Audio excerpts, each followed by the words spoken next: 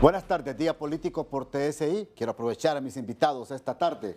General en retiro Luis Maldonado Galeas, ¿cómo está? Mucho gusto. Bien, gracias, mucho gusto. Gracias saludarle. Licenciado Filadelfo Martínez, Un es placer gusto. estar ¿Todo contigo, bien? ¿no? Mucho gusto. La pregunta es, ¿cómo lograr la ruta del diálogo?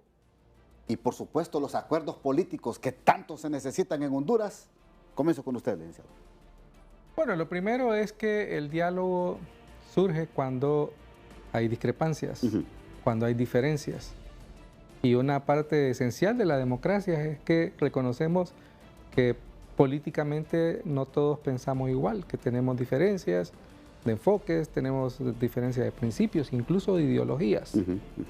Pero que encima de estas diferencias hay un acuerdo tácito que se basa en lo que la Iglesia denomina el bien común, y que ese bien común, que es las cosas que nos atañen a todos y todas, deben ser resueltas mediante la discusión y finalmente los acuerdos para facilitar la comunidad, la convivencia. Cuando en un país hay diferencias y los mecanismos creados para resolver estas diferencias no funcionan, que es el caso que tenemos ahora en Honduras, un Congreso Nacional de la República constituido con las diversas organizaciones políticas legalmente inscritas en el país, que tienen diputados, pero que son incapaces de sentarse a pensar en el bien común, entonces el diálogo desaparece y se convierte en un clamor. Porque ahora yo veo toda la gente interesada en el bien común le pide a los políticos diálogo, pero el diálogo se basa en esa necesidad y en una conducta y vocación democrática. Y el gran ausente aquí, el gran déficit es que tenemos dirigentes políticos que no tienen vocación democrática y por lo tanto no tienen vocación de diálogo. Y como no hay vocación de diálogo, no hay vocación para resolver los problemas del país.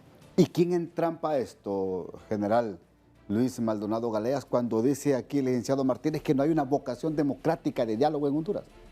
Lo entrampa los intereses particulares de los liderazgos y los intereses partidarios. El enfoque de todas las gestiones que se han dado en los últimos años, en las últimas 2 décadas, ha sido estrictamente partidario. No hemos visto nosotros los hondureños una agenda nacional, una referencia de una planificación que identifique los intereses nacionales y los objetivos a largo plazo, a mediano y corto plazo, que habrán de lograrse en el marco de esa planificación estratégica. Al prescindir de eso, se recurre a las decisiones coyunturales y esas coyunturas desfiguran todo un proceso. Por ejemplo, ni siquiera nos movemos en una normalidad política. Normalidad política significa de que el hecho que este Congreso Nacional no haya tenido sesiones ordinarias durante más de 100 días, eso es anormal. Eso no está concebido en sociedades democráticas. Y precisamente el no seguir esa línea de conducta democrática hace de que los políticos se centren en sus propios intereses. La interrupción, donde se bloquea todo, cuando el interés particular, partidario, sectario, etcétera, se antepone al interés nacional. Antes se criticaba en Honduras y decía, hay un bipartidismo que se pone de acuerdo en todo. Se reparten cargos públicos, se reparten puestos en el Congreso, se reparten algunas secretarías de Estado y le echaban la culpa a un bipartidismo, pero ese bipartidismo lograba acuerdos de manera rápida e inmediata. Libre viene del bipartidismo, licenciado Martínez. ¿Por qué le cuesta ponerse de acuerdo con las otras fuerzas políticas? Yo creo que para mí hay que ver las cosas en su contexto. Lo primero es que efectivamente el Partido Liberal y el Partido Nacional durante más de 3 décadas convivieron y tomaron decisiones conjuntas, como usted acaba de señalar, para repartirse cargos públicos, no en función de los intereses del país. Entonces, ese es un primer punto de partida, ¿verdad? Que lo que necesitamos son acuerdos que vayan más allá, y yo añado que efectivamente los intereses, repito, además de las diferencias, hay intereses, y eso no es malo que haya intereses. Usted tiene sus intereses, yo tengo mis intereses. Correcto. El problema es que en algún momento los intereses suyos y los míos pueden coincidir. Y coinciden en muchas cosas. Frente al tema de seguridad, por ejemplo, los dos queremos una ciudad, un país que sea seguro para los tres. Entonces, con relación a estos grandes temas, debería haber preocupación. Yo le digo, yo no estoy preocupado si el Congreso se reúne o deja de reunirse por 100 días. Si en muchos casos el Congreso Nacional de la República ha aprobado leyes que nos han afectado a todos nosotros. En un abrir y cerrar de ojos. En un abrir y cerrar de ojos. Entonces, el tema aquí no es que el Congreso no se reúne, el tema aquí es que el Congreso no está tomando decisiones en función del interés de la ciudadanía. Y la crisis que vive el país no da espacio para que los políticos se dediquen a holgazanear, que antepongan, y ahí sí yo coincido con el general, sus intereses frente a una agenda nacional que no está siendo atendida. Pero estas prácticas antidemocráticas, ¿para dónde lleva el país? Esa es la pregunta que nos hacemos todos.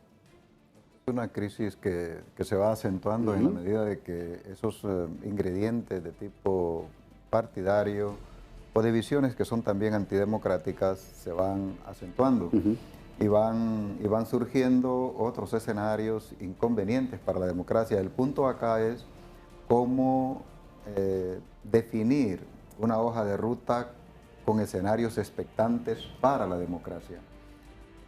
Todo lo que estamos viviendo de agosto para acá son escenarios antidemocráticos.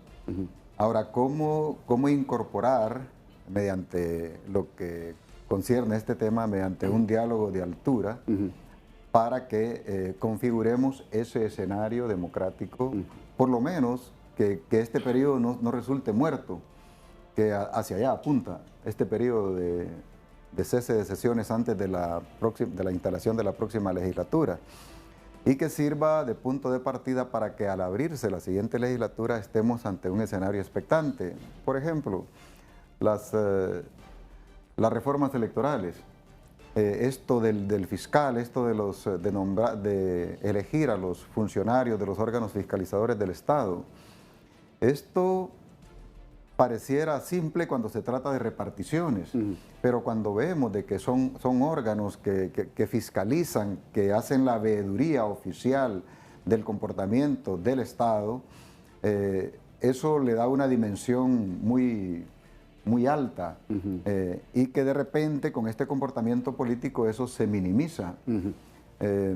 Por lo tanto, no debemos de desperdiciar una oportunidad en la cual propiciar un diálogo responsable para poder crear el escenario expectante de los próximos 2 años de gobierno. Me permite ir a la primera pausa y ya regresamos en Día Político por TSI. Bueno, si se concluye que hay prácticas antidemocráticas, como lo ha dicho acá el general Luis Maldonado Galea, desde agosto hasta hoy, hombre, ¿qué va a pasar con la institucionalidad desde hoy hasta el 24 o 25 de enero, licenciado Filadelfo Martínez, cuando se tiene que instalar la tercera legislatura? Yo soy pesimista y perdí las esperanzas y no me gusta pedirle peras al olmo. Tenemos una institucionalidad pública secuestrada por una pandilla de taimados, indolentes, insolentes e insensibles. Esos son, porque no son políticos, los líderes de las agrupaciones políticas que tenemos en el país. No les interesa resolver los problemas del país y no los van a resolver. Para mí como ciudadano es difícil porque lo que nos queda es esperar que haya las elecciones y a ver si la nueva oferta electoral nos permite encontrar políticos que sean sensibles frente a los problemas del país. Pero yo le digo, yo veo los programas de televisión y voces, como incluso la general, tienen ya varios meses de estar clamando porque haya diálogo, porque haya sensatez, porque se atiendan los problemas del país, y esta gente no entiende. Y ni va a entender. ¿Para usted no hay esperanza? No, para mí no. Yo no creo en ellos. Y no creo que ellos... Y al final, porque va a haber una solución, pero estoy más que seguro que la solución no va a ser en interés de los intereses de la mayoría, sino en los intereses de las élites que dominan los 3 partidos que tienen votos en el Congreso Nacional de la República. Mire cómo concluye el licenciado Martínez. Puede haber una conclusión, puede haber una luz al final del túnel, pero para favorecer y para alumbrarle el camino a ciertos grupitos que él dice tienen secuestrada la institucionalidad. Tiene sentido la posición y lo estamos viendo y es a lo que le debemos de temer. No se trata de crear un ambiente en el cual llegar a acuerdos porque interesa determinada temática que es parte de las aspiraciones del pueblo. Se puede usar hasta el soborno, se puede usar hasta la amenaza, se puede usar la persecución, se puede utilizar la compra de conciencia para llegar a ese acuerdo. Y a eso sí hay que temerle, porque sería un acuerdo motivado por cuestiones que son ajenas a lo que el pueblo está esperando. A eso sí debemos de temerle y en realidad no se ve muy esperanzador de que los acuerdos que puedan lograrse para iniciar un diálogo nacional tengan motivaciones de interés nacional. Ahora, esto que dice el general Galeas nos pone a pensar un poco, en que en medio de estos acuerdos, licenciado Martínez, puede haber entregas, aparte de conciencias, puede haber entregas de cabezas de líderes políticos, de sacrificar cabezas de líderes políticos de la oposición en Honduras para poder encontrar de una u otra manera respuestas a algunas solicitudes que quieren escuchar grupitos que usted dice hay en los partidos políticos de oposición. Es que esa es la historia de Honduras. O sea, el Congreso Nacional de la República es el poder del Estado donde todas, por eso repito, en el pasado eran liberales y nacionalistas que se ponían de acuerdo cuáles eran los candidatos, cuánto costaban los votos, porque siempre se ha comprado votos. No hay ninguna novedad. En ese sentido, el país no ha cambiado. Y bueno, el discurso del partido de gobierno es que precisamente hoy no se quiere pagar mordida, que no se quiere pagar el tilín. Bueno, tenemos la frase del tilín. Pero permítame. Y esas subvenciones que se están dando en el Congreso Nacional. Bueno, por eso le digo, el discurso... Hasta diputados de oposición están recibiendo ya subvenciones. Entonces, frente a usted, frente a todos nosotros, el descaro, por eso le digo, hoy son indolentes, ya no tienen ni siquiera pudor para frente a nosotros negociar. Y obviamente son prebendas, son privilegios, y más de alguno va a ser sacrificado. Pero es la historia del país. Y por eso el país está en la pobreza, y por eso no tenemos institucionalidad, y por eso no tenemos democracia. Tenemos elecciones, pero no tenemos democracia. Bueno, ¿y por dónde debe de comenzarse esta ruta? Quiero hacer un corolario de las reflexiones, en el sentido de que ya no se trata ahora de repartir el poder, sino que se trata de cómo concentro poder. Y la concentración del poder, como es más provechosa para quien la concentra, entonces sí es fácil la compra, porque ya tiene el poder. ¿Hacia dónde vamos? Creo que se puede encontrar una ruta por lo menos para que este periodo de receso pueda tener un respiro respecto a lograr los mínimos consensos para no dejar una impresión ni tampoco dejar un vacío en un proceso democrático que tiene que tomar alguna forma, tiene que tener un punto de partida. Ojalá y lo puedan lograr. Desde luego, hago a un lado el interés. Hay un interés en el gobierno también que no le viene bien, que es el interés refundacional y el interés del socialismo democrático y todo eso. Eso concentra toda la energía del gobierno para poder darle curso a eso, y en función de ello se toman las decisiones de tipo político. Si se hiciera un alto en eso y se propendiera a cómo llevar a cabo la gestión adecuada del Estado, entonces desde la parte oficial se propondría un tipo de condición para poder darle esa apertura a ese diálogo que tanto ansiamos nosotros los hondureños. Me voy a la segunda pausa y ya regreso en Día Político por TSI. Mire, aquí han habido conceptos durante el programa que me llaman la atención, que dice el licenciado Filadelfo, que hay un pequeño grupito que tiene secuestrada la institucionalidad en Honduras. Por otro lado, dice acá el licenciado Maldonado Galeas, que lo que se quiere no es repartir el poder, sino concentrar el poder. Esto nos pone a pensar entonces que por ningún lado podría existir la voluntad de un diálogo. Si tenemos estos dos conceptos acá en el programa planteados.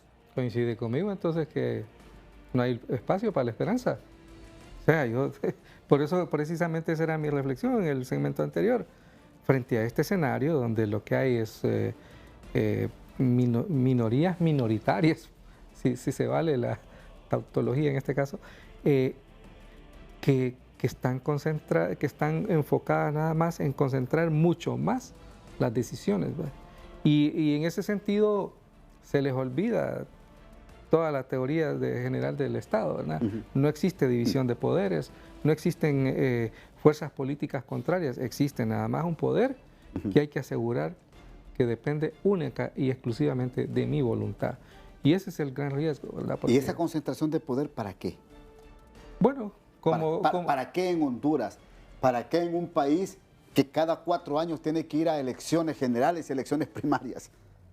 La concentración del poder en Rusia, en Nicaragua, en Cuba, en Venezuela, solo ha servido para que las minorías se olviden de las razones que los llevaron al poder, para que esa minoría se vuelva realmente inescrupulosa, ¿ah? Y esa es la justificación de las dictaduras. Entonces, gobiernos con alta concentración de poder en minorías no es democracia. Ahora, lo que dijo ayer un dirigente del Partido Liberal, me refiero a don José Luis Moncada, que lo dijo ayer en TN5 Matutino, dice, lo que se pretende es que la oposición caiga en el Congreso Nacional en un descrédito hacia el pueblo, presentándole proyectos de ley para que caigan en la trampa y que se legalice una comisión permanente. Yo no sé si esas apreciaciones son tan ciertas de decir que quieren caer en la trampa o hacer caer en la trampa a la oposición. Es parte de estrategias políticas. Y mire, el pueblo debe de interpretar que esta pausa prolongada del Congreso también es estratégico. Por el gobierno que quiere concentrar el poder. ¿Por qué es estratégico? Porque en una sesión ordinaria, en una sesión regular, los votos no alcanzan porque hay deliberación, porque hay todo lo que corresponde en una sesión. Pero desde una figura como la comisión permanente, jugando artificiosamente, se le puede sacar ventaja. Y claro, cuando se ponen en discusión asuntos que son de interés del pueblo, pero que la oposición política dice no por la irregularidad de la comisión permanente, por la ilegalidad de las decisiones que se están tomando, entonces la percepción del pueblo dice, esta oposición está en contra mía. O sea, funciona.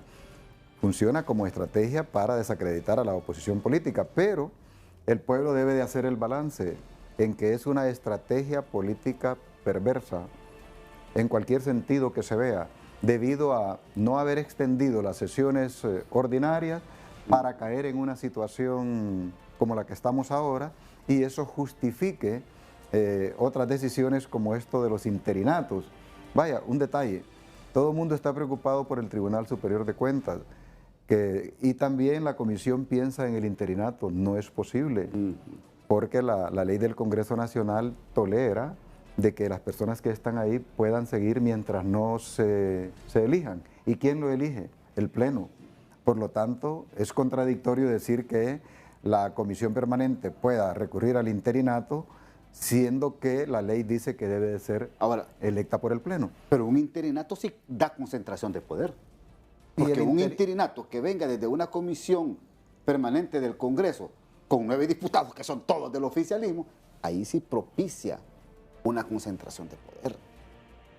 Una concentración de poder que, si se maneja conforme a la Constitución, es débil, en el sentido de que la comisión permanente tiene limitaciones. Y lo único que puede hacer es eso, el nombrar funcionarios interinamente que han, por ausencia absoluta, por falta absoluta.